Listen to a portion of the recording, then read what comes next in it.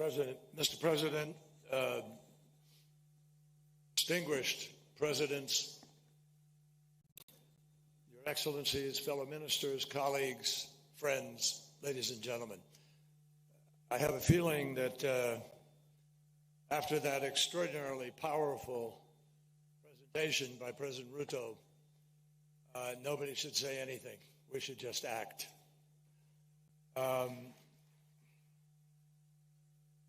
Maybe I should start by just saying jumbo.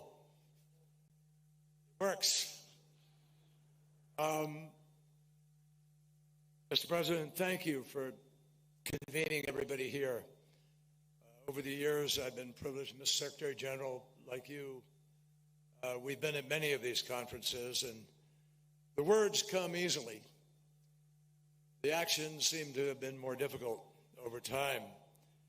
It's a great honor for me to be able to be here representing President Biden at this very important summit.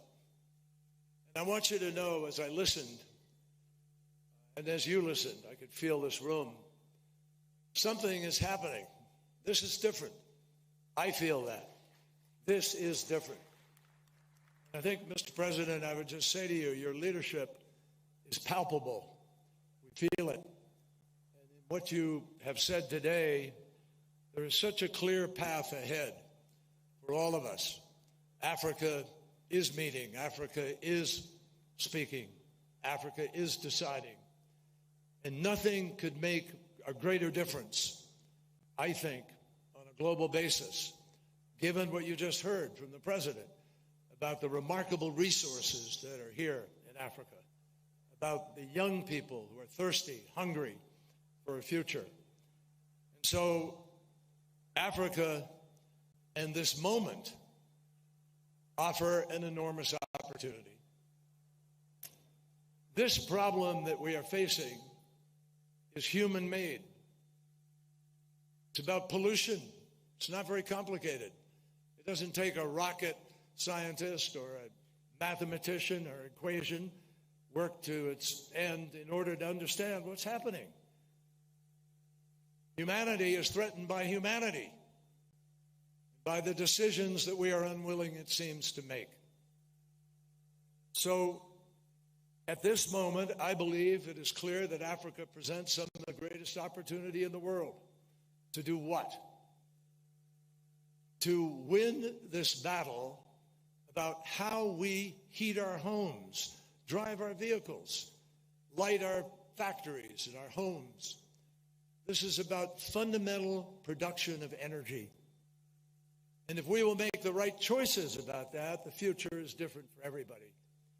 That's what's so attractive and important about what President Ruto was saying. You want to have a cleaner life? You want to have a healthier life? Less cancer?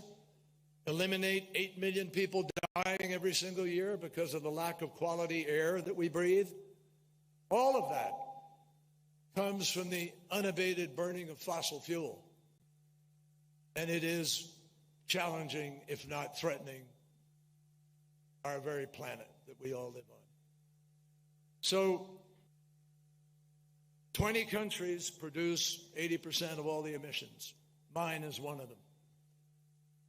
20 countries. And it is critical for all of those 20 countries to immediately take steps to get on the path to the Paris Agreement, to align, to have the ability to keep 1.5 degrees alive. That will only happen if those 20 countries take the lead and make it happen. The crisis now is also, if justice is to mean anything, it certainly has to mean that if there's going to be a transition, everybody has to be able to share in the benefits of that transition. And right now, it is clear that you can't talk about a just transition, when some people, there's no transition at all. Or when some people, there is acute, unfair debt that swallows and drowns the choices that those countries have to make. My friends, adaptation, which wasn't on the front burner in the early years that we've been working at this. But it is now, and it should be, for the simple reason that without adequate adaptation, we don't make it. That's the predicament that we've created for ourselves for where we are now. So adaptation is critical, and the damage Mother Nature is telling us on a weekly, daily basis. Every 18 days, we have a $1 billion climate event somewhere on this planet. So adaptation is critical. President Biden has now launched a program called Prepare, the President's Emergency Program for Adaptation. And he has committed that we are going to help at least 500 million people in developing countries, especially in Africa, to be able to adapt to the worst impacts of this crisis. He has committed the United States to work alongside African nations to lead the way in adapting to and managing the impacts of the climate crisis. And as part of Prepare, he is providing, or will fight with the Congress and guarantee that we will provide $3 billion annually for adaptation for the $12 billion program that he believes is essential in order to be able to do our part to adapt to this challenge. It is why we are working with partners on the Transitional Committee this year to design an effective fund to help vulnerable developing countries respond to loss and damage.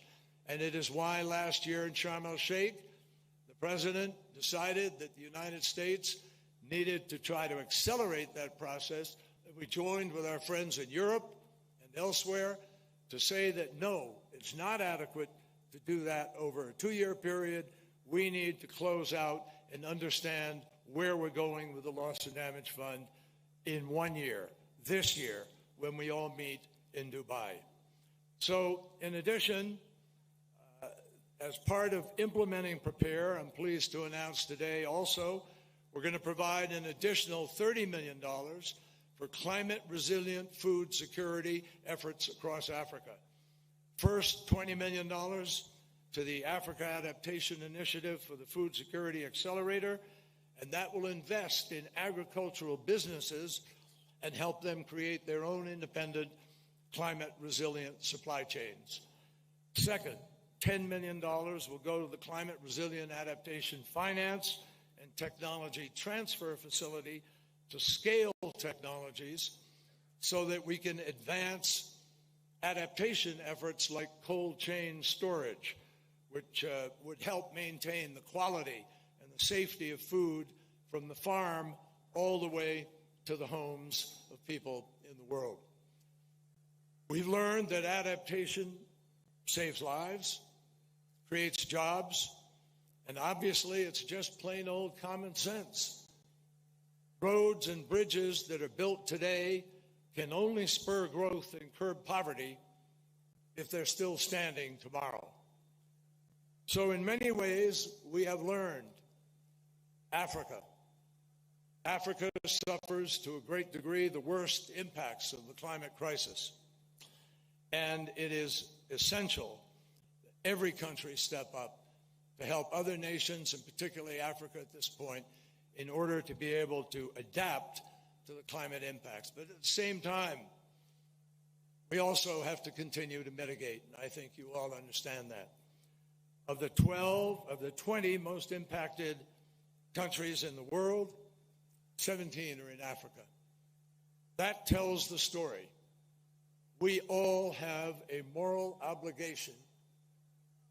The rest of the world, particularly the developed world, the world that has those 20 countries with the biggest economies, we have a fundamental imperative for all of us to get this job done.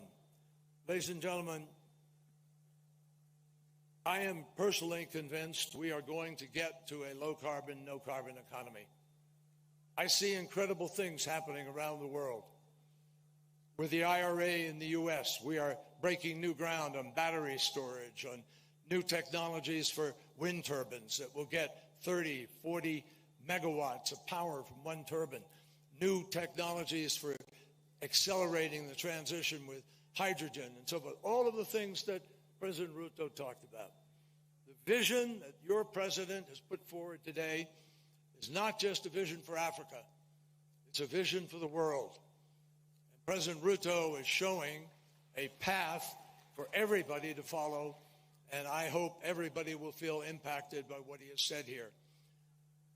One of the great philosophers, I just close by sharing this with you, one of the great philosophers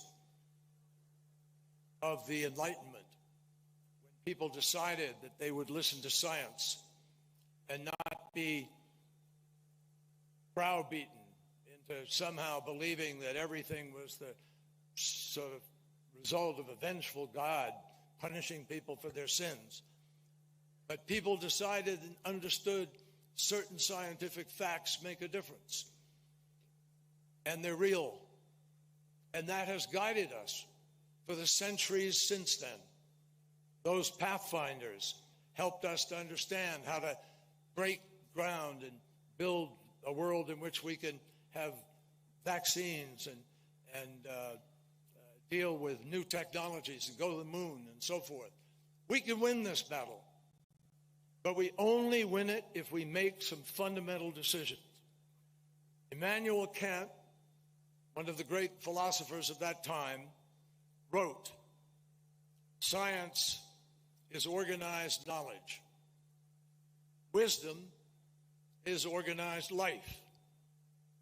Well, right now, if you look around you at the life we all lead all around this planet, science and the knowledge are unequivocal. All that is left for us is to summon the wisdom to organize the world to do what we know we have to do. That's the vision that I heard from President Ruto, and that is the vision that I'm convinced will come out of this week of great effort at this summit, which can help to prepare for a groundbreaking COP at which we do the job people are asking us to do. Thank you very much.